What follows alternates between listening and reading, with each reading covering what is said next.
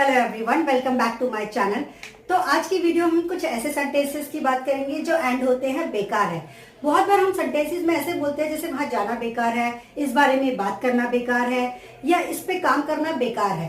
तो जब ऐसे सेंटेंसेस बोल रहे हैं कि बेकार है, और it can be in past also, आप ऐसे भी बोल सकते हैं कि बेकार था, या फिर फ्यूचर में भी बोल सकते हैं बेकार होगा जब आप 100% श्योर हो कि ये काम बेकार होगा, राइट। तो it can be in present, past और फ्यूचर, राइट। तो हम वन बाय वन इनके रूल सीखते हैं। अगर आपको ये प्रेजेंट में बोलना है, so first of all it is, right. और इट इज को हम शॉर्ट फॉर्म में बोल सकते हैं इट्स, राइट। इट्स और बेकार को हम बोलते हैं no use, it's no use. इसके बाद होता है हमारा वर्ब, तो हम वर्ब में लगाएंगे आईएनजी, और एट लास्ट आता है हमारा ऑब्जेक्ट, तो हम लास्ट में लगा देंगे अपना ऑब्जेक्ट। जब हमें पास्ट की बात करनी हो तो इट की इस की जगह लगाएंगे हम इट वॉज, और इट वॉज को भी हम शॉर्ट में बोल सकते हैं इट्स।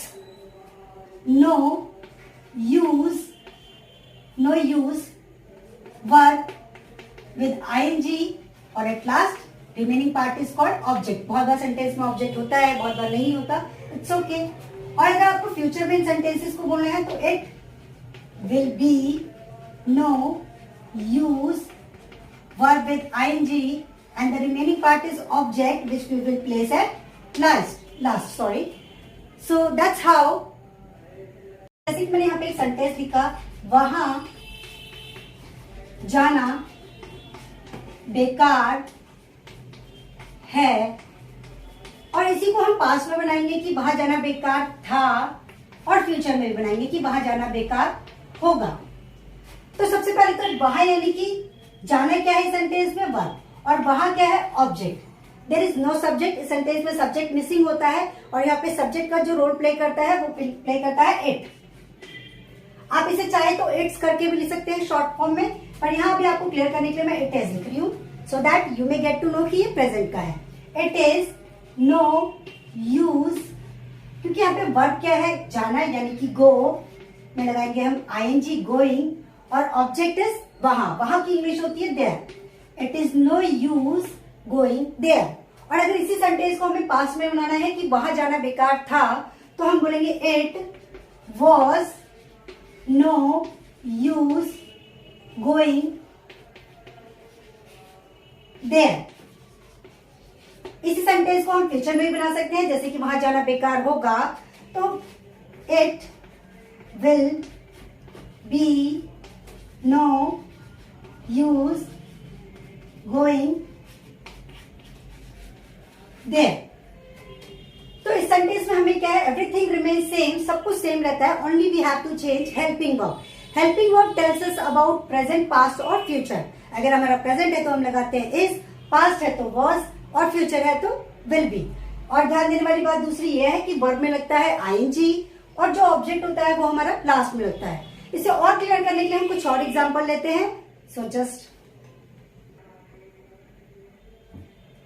इसे और क्लियर करने के लिए मैंने एक और सेंटेंस यहाँ पे लिखा है, जिसमें मैंने लिखा है अब कोशिश करना बेकार है। पास्ट में भी हो सकता है बेकार था, या अब कोशिश करना बेकार होगा। तो इसे कैसे बनाएंगे, अगेन कोशिश करना इज वर्ब, और यहाँ पे ये क्या है, time, which can be considered as object. तो अगेन हमें सेंटेंस कैसे स्टार्ट करना है, इट्स भी लिख सकते हैं हम शॉर्ट फॉर्म में, और अभी आपको क्लियर करने के लिए मैं इसकी फुल फॉर्म लिख रही हूँ, it is no use. So what is verb here, verb is कोशिश करना। कोशिश की इंग्लिश क्या होती है, ट्राई, तो हम लगाएंगे इसमें आईएनजी, ट्राइंग। और what is remaining, that is अब, तो उसको हम लास्ट में प्लेस करेंगे। अब ये टाइम है, इसे आप बिफोर द सेंटेंस और at the end of the sentence आप दोनों जगह प्लेस कर सकते हो, there is no problem. So it is no use trying now. और अगर आप इसको पास्ट में बोलना है कि आप कोशिश करना बेकार था, तो it was no use trying now. और अगर इसी सेंटेंस को आपको फ्यूचर में बोलना हो कि अब कोशिश करना बेकार होगा, जो कि हम बहुत ज्यादा यूज करते हैं, तो it will be no use trying